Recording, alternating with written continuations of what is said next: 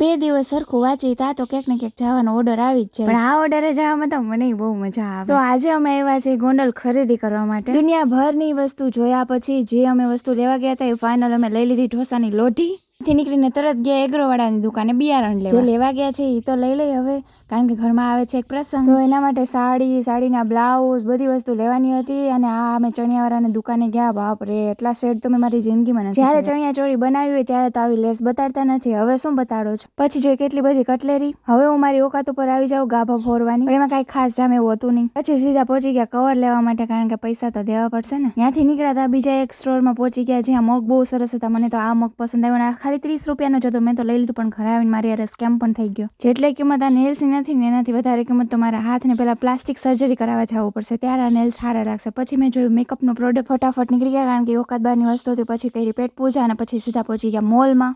441નો ચાંદલો કરાયો. પછી બહાર નીકળતા તો વરસાદ ચાલુ થઈ ગયો અને આ ભાઈને પણ મારી જેમ મને એવું લાગે છે બેસાડીને વયા ગયા છે એના ઘરના. મારા મોઢું જોઈને માખીઓ અમને બહુ ચોટતી. હવે નીકળીએ ઘરે જવા માટે. ઓકે બાય, મળીએ નેક્સ્ટ વ્લોગમાં.